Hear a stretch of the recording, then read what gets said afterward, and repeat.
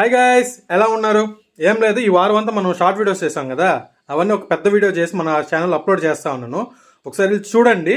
ఇంకా ఈ వీడియోని మనం స్టార్ట్ చేద్దాం.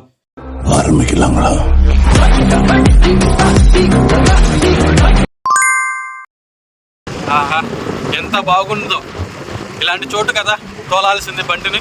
అలా అనుకుంటూ ఇట్లయితే రైడ్ చేయడానికి అయితే మా ఊరు పల్లెటూరు సైడ్ అయితే వచ్చేసాను. ఎందుకంటే మా అక్క డాక్టర్ కదా, తను వదిలేదానికి వెళ్ళేసి వస్తా ఉండేటప్పుడు ఈ నేచర్ అయితే కనిపించింది. టైం 10 అవుతున్నా కూడా తీరని మంచు, పచ్చటి పొలాలు, అందులో తెల్లటి కొంగలు. నాకైతే నచ్చింది అంటే వీడైతే తీసుకునేసాను.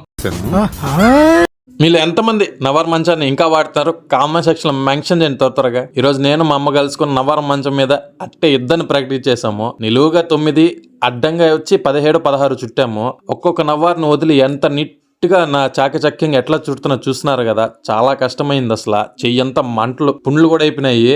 నెక్స్ట్ వీడియోలో చూపిస్తాను. తర్వాత పోయేసి మా అమ్మాయి చెక్ చేసుకుంది, అంత నీట్ గా ఉందనింది. అలా తగలబెట్టండి సార్.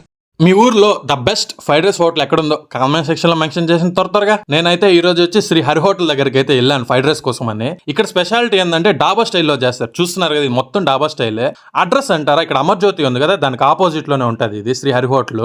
ఎవరైనా ట్రై చేయాలంటే మన కాళహస్తిలో ఫ్రైడ్ రైస్ నాకు తెలిసి నేను సజెస్ట్ చేసే ప్లేస్ వచ్చి శ్రీ హరి హోటల్. వెళ్ళి ఒకసారి ట్రై చేయండి. నేనైతే నీట్ గా సర్వ్ అయితే చేసుకున్నాను. ఒక్కొక్క ముద్ద తింటా ఉంటే భలే అనిపించింది. మార్నింగ్ లేవగానే బయటకైతే వచ్చి చూశాను, మంచిగా సూపర్ గునిందని చెప్పి రైడ్ వేద్దామని చెప్పి మా తమ్ముడు బండి ఎత్తుకొని కనీసం 1 కిలోమీటర్ వెళ్ళానో లేదు, ఫుల్ చలి వచ్చేసింది. ఈ చలి పోవాలంటే మనం ఖచ్చితంగా అల్లం టీ పడాలా. అందుకని చెప్పేసి మన జస్ట్ కేఫ్ కాడికైతే వెళ్ళిపోయాను. ఆడ వెళ్ళిపోయేసి భాస్కర్ అన్న భయంకరంగా వేస్తాడు టీ. ఒకవేళ ఎవరైనా టేస్ట్ చేయాలంటే వెళ్ళండి, ఒకసారి టేస్ట్ చేసి చూడండి అల్లం టీ. ఆ అల్లం చాయ్ వేడికి ఆ ఘాటుతనానికి ఉన్న చలి ఎగిరిపోయింది. మళ్ళా రైడ్కి వచ్చాను. ఈసారి వాన పట్టుకుంది, అదేంటో. చలో గైస్, ఈ రోజు మనం ఆడదాం ఆంధ్ర తరపున పోయి క్రికెట్ మ్యాచ్ ఆడేస్తారు రండి. వచ్చేసాం ఆర్ట్స్ గ్రౌండ్ కి అయితే. చూస్తున్నారు కదా, మా వాళ్ళు అయితే ఫుల్ జోష్ లో ఉన్నారు. ఇది మా టీము, ఈడు మా కోచ్ అనమాట. వీళ్ళు చెక్ చేస్తా ఉన్నాడు మ్యాచ్. టాస్ ఏది పడితే ఏది తీసుకోమని, బౌలింగ్ తీసుకోమన్నాడు. ఎట్టకేళ్ళకి టాస్ వేశారు. టాస్ అయితే ఓడిపోయినాము. మాకైతే బ్యాటింగ్ వచ్చింది. 50 రన్లు కొట్టాము. వాళ్ళు 8 ఓవర్లకి అయితే కొట్టేశారు. మ్యాచ్ ఓడిపోయింది. మేము మ్యాచ్ ఓడిపోయిండొచ్చు కానీ మనసులో గెలిచి అది చాలు మాకు అన్న స్లోగన్ ని మనసులో పెట్టుకుని ఇంటికైతే వచ్చేసాము. ఏంటి మనోడు క్యూట్ గా రెడీ బయట ఏడకెళ్తారు అనుకుంటున్నారా? ఎక్కడికి పెద్ద గుడికి వెళ్తా ఉన్నా.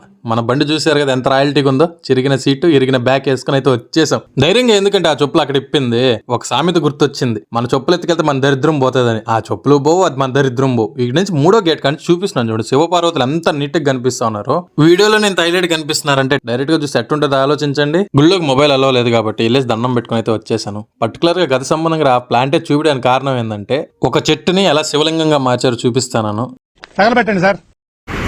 మీకు ఎప్పుడైనా దగ్గు కానీ జలుబు కానీ వచ్చిందంటే అది చిన్న నాలుగు పడినట్టు. ఇప్పుడు వచ్చి నేను చిన్న నాలుగు ఎత్తున్నాను అండి. ఫస్ట్ మీరు ఉచ్చుని ఎత్తుకునేదాన్ని చూడాలా. తర్వాత చూసుకుంటారు కదా, కరెక్ట్గా ఒక ఉచ్చు తీసుకోవాలా. ఇది దగ్గర తీసుకోవాలా. వినిపించిన సౌండ్ ఫస్ట్ నొప్పి వస్తుంది, దాని తర్వాత సౌండ్ వస్తుంది. ఎవరైనా ట్రై చేయండి. మీకు ఏమైనా సజెషన్స్ కావాలంటే నా కామెంట్ సెక్షన్ మెన్షన్ చేయండి. Thank you. ఒకవేళ ఈ వీడియో కానీ మీకు నచ్చిందంటే లైక్, షేర్, కామెంట్ అండి. సబ్స్క్రైబ్ వచ్చి మన ప్రొఫైల్ పక్కన ఉంటుంది, ఈడ్చి కొట్టండి.